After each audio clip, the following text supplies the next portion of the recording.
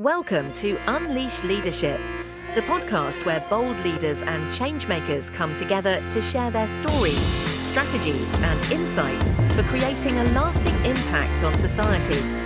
Karla is your host. For over 28 years, she has been navigating the complexities of the corporate and government worlds, a journey that's taught her that authentic leadership isn't just about climbing the ladder. It's about lifting others as you rise. Along the way, she uncovered the unwritten rules that drive success, the ones no one tells you about, but that can define your career and legacy. On this podcast, she'll sit down with extraordinary guests from around the globe, leaders, visionaries, and innovators who are leaving their mark on the world. Together, they'll explore their journeys, uncover their tips and tricks, and dive into the challenges they've overcome to inspire you to excel in whatever you're facing. Whether you're climbing the corporate ranks, building your personal brand, or leading change in your community, this podcast is your space to grow, learn, and unleash the leader within. So grab a notebook, get ready to take action, and join us on this journey to unleash our leadership potential. Before we dive in, make sure to follow Karla on Instagram, LinkedIn, at Karla Blanco Coach, Karla with a K, and YouTube at Karla Blanco Show to stay connected and get even more leadership tips and updates. With us today, co-founders of East Valley Leader Lab and co-hosts of the podcast Mind and Body at Work. Amanda Stradling, she is a Master Tai Chi instructor and embodied leadership trainer who began learning and applying Tai Chi and Taoist practices when she was only 14. She also has a third-degree kenpo black belt, previously owned a successful martial arts school, and has run marathons. Timm J. He came to Tai Chi and an appreciation of embodiment practices at a later stage in life. After 15 years of working mostly with high-stakes project teams at Intel Corporation, Timm founded Ensemble Management Consulting. He is an author of 2 books on management and worked with teams around the world. Welcome. Let's get started. I've been working with teams, organizations, and leaders for about 20 years after I left Intel. I worked at Intel Corporation, and I had done a lot of work in the area of commitment, helping teams become more committed. And then I went to some leadership training a little over 10 years ago, and it was embodied leadership, partly. And during this training, they had us having conversations and doing exercise, and then they were asking us, what do you feel in your body when you're doing that? And it was a big revelation for me because I couldn't describe what I was feeling in my body. I had always kind of viewed my body as, keep the body out of it. I'm doing this in my head, in my mind. And so it revealed a big blind spot for me. And about that exact same time, I had just started my first Tai Chi lessons in Amanda's class. And I realized after I had been in the training for a while, and I had been in the classes for some months, that there was a lot of overlap between what I was learning in this embodied leadership class and what Amanda had learned in her martial arts study. I'm qualified in Tai Chi and all of those things. So it's starting with a conversation about the commonalities between, what I was learning and studying in this course and how it fit into what I had been doing in the past. And then these same themes were coming up. And the big aha for me out of the leadership training eventually was that commitment really is important, but it's not just an idea. It resides in your body. It's something that you feel. And I wouldn't have been able to do that if I hadn't gone to the classes. Timm was a really big turning point for me in my career. To back up a little bit, I've been doing Tai Chi since 1998, since I was a Timm. I was 14 when I started my martial art journey. And I was very sickly and very confident or healthy, wasn't thriving. So when I found martial arts, first of all, it changed my breath. I had asthma. I couldn't do a lot of the things I wanted to do. So it really just healed my lungs, which once my breath was different, my whole body started being different. And then I started showing up differently in the world. And I started accomplishing great things at school. I went on to get my martial art black belt. And then some of my friends, we started a martial arts school. And that was a really great opportunity for me. So I've been teaching martial arts and Tai Chi ever since then. And and then Timm and I met about 10 years ago, and we saw that overlap, that the internal growth that was kind of in this Eastern martial art path was really a leadership path that had a lot of wonderful applications for people's careers and people's personal lives as well. Yep. One of the things I remember was, we were seeing these overlaps, and I was also noticing how relaxed that I would be when we were in the Tai Chi class. She had a class of 6 or 7 people that I was in, and this class that I was taking from the Institute of Generative Learning was very focused on a very Western approach, the ontological tradition. Heidegger and the phenomenological philosophers.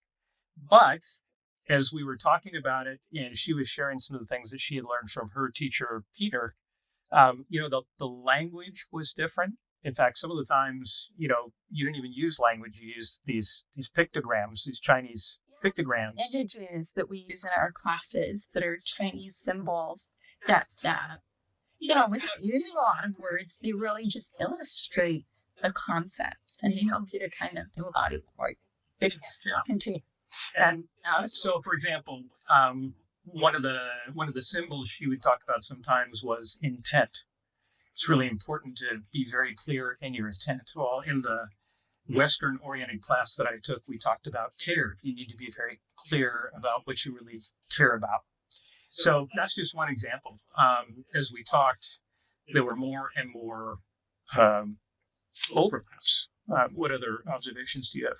So you've probably heard of yin and yang in Chinese philosophy. We talk about that a lot in martial arts. Hard and soft, inside, outside, kind of the balance between opposites. And I see I feel like the Western philosophy sort of takes an outside-in approach, but the Tai Chi and the Eastern side tends to take more of an inside-out approach. So whereas a lot of Western leadership really focus on outcomes and things you can measure, things outside of yourself, things that are productive and show results outside. And when you're doing those results, you might end up getting some inner transformation as well, kind of an extra bonus. But for us, it's really the other way around. And in Tai Chi, sometimes Tai Chi is called an inner size because it starts internally with your energy flow, your organs, your body alignment, all these things about the way you're feeling inside, this awareness you're developing. And then it starts to ripple out and you start to notice maybe visual results in your body, how you're looking. And people are going to notice, wow, you're a lot more energetic. You're accomplishing a lot at work. And it starts with that internal transformation. So we're taking this internal journey from Tai Chi, and we really needed a leadership journey. So we're having this internal leadership transformation that ripples out eventually into very productive results that are outside. And I know you identified some stages for transformation. Can you share about those stages? We started out unaware that we were holding ourselves back, right? So there's just this total lack of awareness. You're used to being in the world in a certain way, and you have your frustrations like everybody does. But then something happens that reveals a blind spot. And I referred to that earlier. In my case, it was just the whole idea that there's important stuff going on in my body, and I can actually use those capacities to help me. So for most people, there's a blind spot that's revealed. And then I went through a stage of realizing that I had been blaming the world for some things that I didn't like. And I think an important stage of transformation is you start to take responsibility for everything that's going on around you.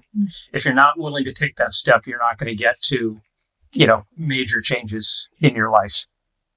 Can I mention Yeah, a please. symbol that kind of goes along with that? Sure. Yeah. So the symbol for warrior that my instructor taught me, it has this flat line for the earth, and then it has the axe falling. All the bad things that happen to us. And we're like, oh no. And then there's a person that's kind of on the ground, ready for the hand to fall. And then there's a person rising up with their arms outstretched. So they're taking responsibility. They didn't cause that axe, maybe, but they're rising up to take responsibility and stop it, redirect. And I feel like that is a very empowering stage when you realize you have some influence on the bad things that are going on around you. You have power and you make choices. I love it. Thank you. Very much so. Yeah, you're learning about power when you're going through that stage. Yes. And as a result of that, you tend to discover new superpowers. These are capacities that already existed in your body that you weren't able to tap into before. But now you can. An example of one in my case was that course that I went through was a multi-year course, and it was leadership and coaching. And so we had to practice coaching. And I had not done a lot of life coaching. I had done some performance coaching. And, I was a little nervous about would I be able to come up with the next good question? So I would try to prepare, but you can't prepare when you're doing life coaching with someone, as you know, right? Yes. You're listening Exactly. and you're understanding where we need to go next. So an example of a superpower for me was when I got myself to not prepare and just go in and really listen. Wow, I couldn't believe it. The question was, there was always another question there or an observation. They just showed up. And it felt like a superpower. Oh, yeah. That's amazing. And what is the next one, the third one? The next stage, you start to see the world differently. The world shows up to you differently because you're viewing through a new set of eyes, a new set of senses. And so it doesn't feel difficult to behave different because the world's showing up differently to you. Definitely. Absolutely. You have more options, more choices, because as you recognize your superpowers, you can kind of start to hone them. You have more skills, and all the hurdles, they don't seem quite so big anymore. Yeah, definitely. Now, would you like to share about any situation with one of the individuals that went through your program that it was challenging for them, or where do you find biggest challenges on people? Yeah. Yes, sir. Sure. So everybody that comes into the course is already embodying something.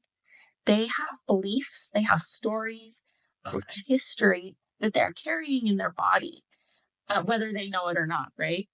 And they also have a different relationship to their body. Everyone has had different experiences. Some people are very in tune with what their body is saying, and some people are kind of put off of it. So sometimes we have students that are less willing to maybe address the things that they are embodying. and they're not getting the feedback that is so valuable from our body because they're just not prepared to listen. But we feel like we have a very straightforward, not very woo-woo kind of course. It's pretty logical, and it's based on a lot of personal experience as well as the research on many of the professionals already in this field. So we feel like it's accessible for those kind of people. And we've seen them open up in some pretty great ways.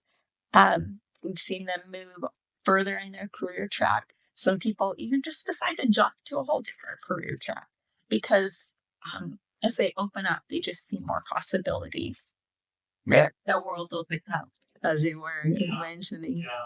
Yeah. And something that was really interesting for me, when we just started, we were kind of experimenting and inviting people to these small classes. And I thought, the people that have some of the same concerns that I had, some anxiety and some lack of confidence under certain situations, I know they're going to benefit, but I don't know about other people that have different concerns. And so it was really interesting to me that I had a longtime friend who came to one of our courses, and she was very confident. And she always goes about getting what she needs, very, very confidently and we would call it in a very oak style versus a willow style. And so we were doing an oak and willow exercise and having people do things a couple different ways. And she had this insight, that she had only taken the oak approach all of her life. And, it worked a lot, but it didn't always work. And she saw a possibility open up that there was another way to move forward in certain situations. I really love that. I'm looking forward to getting to one of those sessions. So people. Yes, and you were mentioning about the breathing. That is so important. And many times we are just go, go, go. And when we take a pause and breathe, it's like, oh, something different is happening. So it's so interesting. And could you go now into the podcast? You have this great podcast about mind and body at work. So share a little bit for the audience how they can connect with you, how and who are you inviting in that podcast, what they will learn. Sure. Can I start? Sure. Mind and Body at Work is the name of our podcast, and it has symbols in between, no spaces. So it's mind and symbol, body at symbol, work. Mind and Body at Work. And you can search it on all the podcast platforms. Like I use Amazon Music, but there's Spotify. Can find us on YouTube, wherever you get your podcasts, we're pretty much there. We've done one season so far, and we're really excited to start our second season, and then we'll start recording in the next month or two. You can tell them about our next season. Sure. So the first season, we focused on well-being in the workplace and talked to people our goal was to talk to people with very different perspectives on that. So we had a broad range of guests talking about that. It was a lot of fun. So everybody from like professors, small business owners, HR professionals. We had a good mix the first season. And, another goal that we have is to reach younger audiences, people earlier in their career.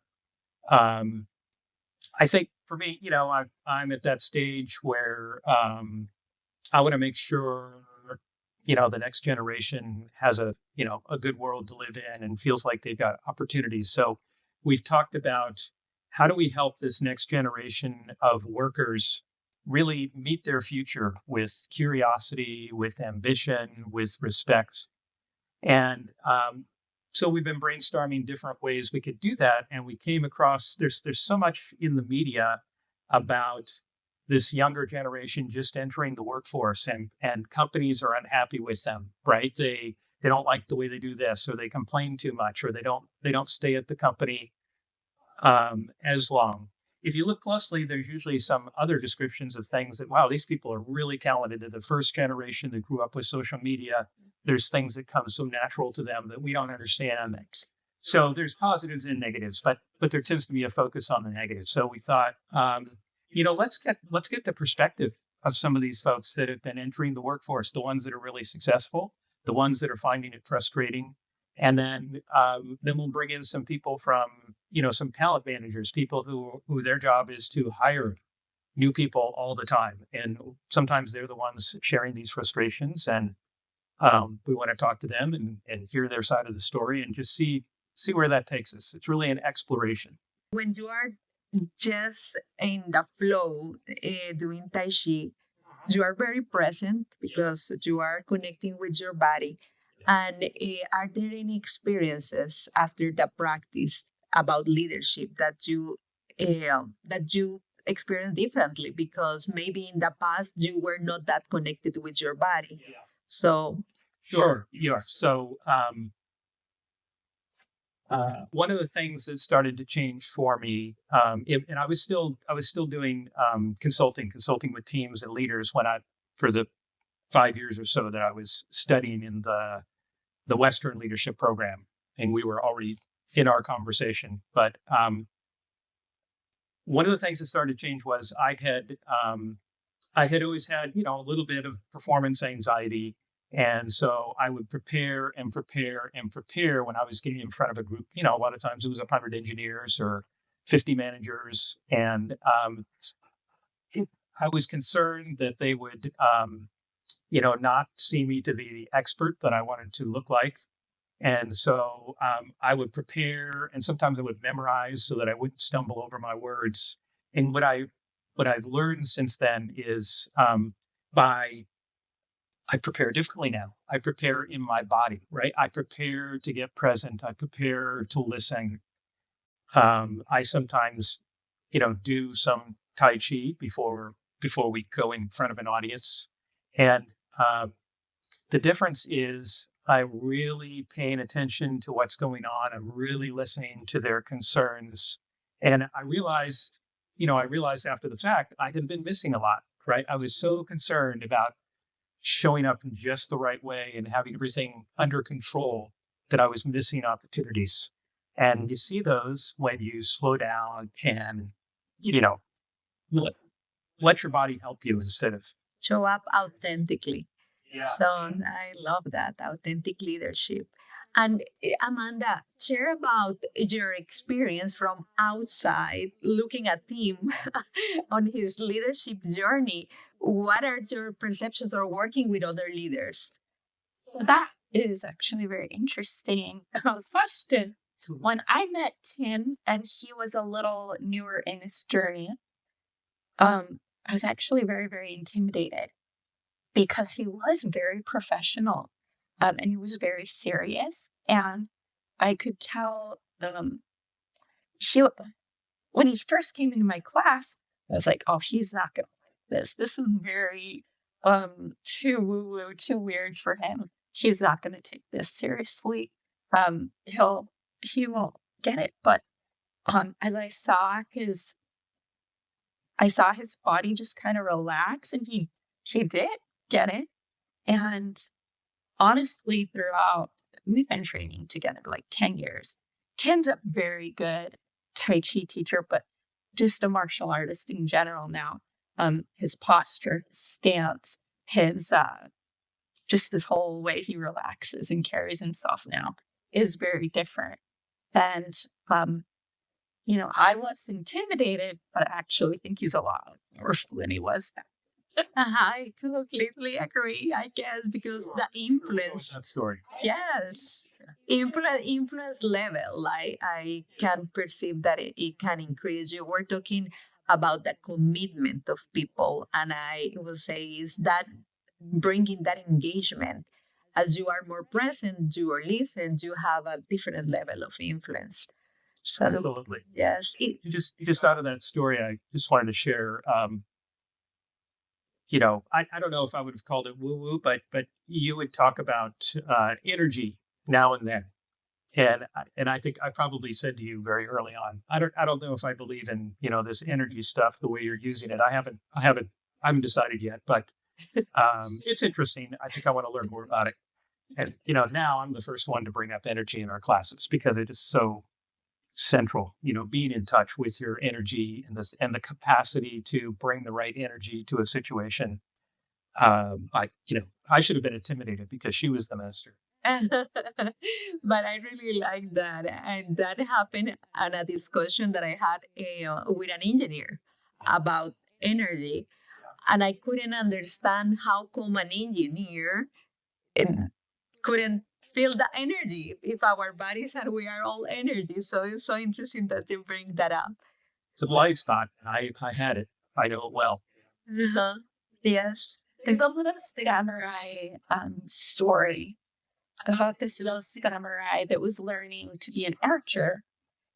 His master only put the target like 8 feet away, very close. And it's come up.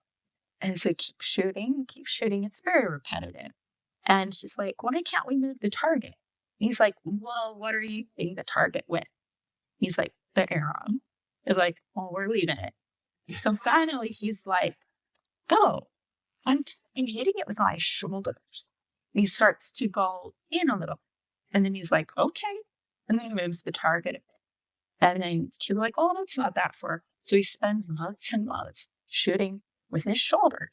And then he's like, what are you hitting the target with? And finally he says, it's my spine. And so he's like, you're right. And he moves it farther. And he keeps shooting. He's getting better and better. And shooting to the farther target. And then he's like, I'm not moving. It's like, well, what are you hitting it with? It's like, my stance, my hips and my feet, my legs. He's like, good. So he moves it farther for it. And then, but it's still not where the master is shooting. So he's shooting. And it's like, after several more months and months, it's like, can I move it? She's like, no. He's like, what are you hitting with? Finally, he's like, with my breath. So he moves it farther. And it's almost where the master is, but not quite. So he shoots with his breath. With his exhale. Finally, the master's like, what are you shooting with? He's like, it's my energy. And then he gets to move it all the way the 100-foot distance. And finally, he's shooting with his energy. And that's the outside in kind of approach that people like to take. And we're trying to start with the energy, accomplish things from the energy first. And then you hit your intent. That is a great story. And what is your vision for a leadership development and how you see your program evolving in that direction? Well, we think that we've got to teach a lot of people, but as we're doing this season of our podcast and listening to more stories, we hope that we can learn more and continue to adapt the curriculum that we've built in more specific ways to help people have more specific transformations that are unique to them, especially the younger generation. Timm has a lot of care and intent around that, which I definitely feel aligned with. So yeah, I want our curriculum to get more personal for more people. That's great. Yeah, and I think I go back to where you started today, Karla, with the differences between the kind of the Western culture approach and the Eastern traditions that were represented by the different teachings I was going through for many years. Before I had that teaching, I was operating solidly in the Western culture. You worked at Intel; that's a solid Western culture, and there are a lot of great things about our Western culture. And it gets us so focused on, what's coming at us and how do I control it. And in the Eastern tradition, like Amanda has been saying, that gets turned inside out a little bit. But the way it shows up for leaders, I think, is in different ways of teaching it, right? Different, like the pictograms that we use in the class, right? It transcends language. People get insights from Amanda's pictograms that they can't get by me defining terms. And Bob Dunham, my Western teacher, was very big on distinctions, and a key distinction he made was that distinctions are not all concepts. In the West, we're very big on concepts and words. In the Eastern tradition, you learn that there are lots of subtle concepts, lots of subtle distinctions that we make in the body, not so much in the brain, in the mind. So I think the future is kind of like what we're trying to do, is melding these traditions from an educational, from a learning standpoint. And I'm excited about how much I've learned about the Eastern side of it over the last 5 or 6 years, and how watching it come together, and see people being able to relate to this and relate to that's coming from a different tradition. That's so impactful. And it is so important for leadership to really connect with yourself, be aware, and take action. So I really appreciate that. And as we are reaching the end of the conversation, is there anything that you would like to add that we may have missed? I think I've just imagined like a small crew or army almost that has been through these kind of courses, the impact that they can make. We need more examples of intentional, value-driven leaders that aren't just all about maybe the harder with kind of ego, performative kind of side, but that know how to look in, listen to their bodies, that know about connecting and harmonizing with others. That I just feel like the impact will be so great the more examples of that kind of leadership we have in the world. Yes, because I think it can be bring peace because people is aware, and also I'm just thinking on the future, how you will drive the engagement, and there is Gallup study about the workforce, the state of the workforce globally, and just around 23% of the global workforce is engaged. Yeah. That is having a cost on global GDP of $8.9 trillion. So by acquiring these kind of practices, people can engage more because they will be present. So yeah, we look at those also, and I think there was a little bit of increase in engagement after the virus, pandemic, COVID. to COVID, and they've attributed to those workplaces that said, okay, we got to do things to protect our people. It raised trust, and it raised engagement, and people cared about being cared about. But we've lost that something since then. In the short term, we've lost, and I think it has something to do with the workforce is changing. Right, people my age are exiting the workforce, and younger people are coming into the workforce, and I think we haven't quite figured out how to make that transition. So we're hoping to do our little part and at least understand it. Well, and the younger generation, they really care when you care. I agree with you. This different mindset. I really appreciate that. So to close, can each one of you share what unleashed leadership means to you? Unleash, you want me to go? Sure.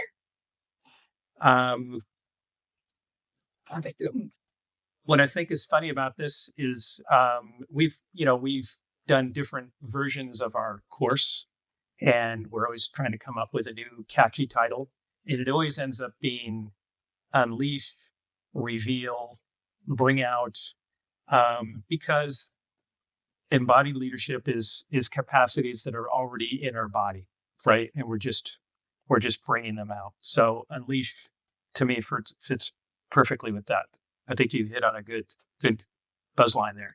Thank you. Good word. Thank you. I I have 3 dogs. And I love my dogs a lot. And it makes me think of them.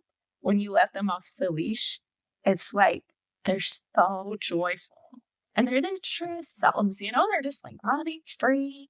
And you can tell they're really embodied on their most simple nature. And they're just so, and sometimes I think that kind of joy and expression of our natures might be like frivolous or silly, but I think if we're kind of aligning with that inner nature and joy, but I think we're going to find a path to meaningful work. Tai Chi and martial arts have always brought me so much joy.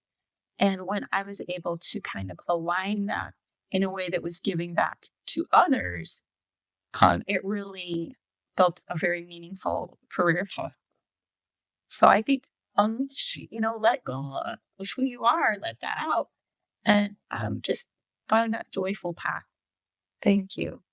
Well, and we will share that different ways people can connect with you, because I'm sure that many people will love to connect with you. I am interested in doing that. So thank you so much for coming and sharing about this amazing program. Thank you for having me.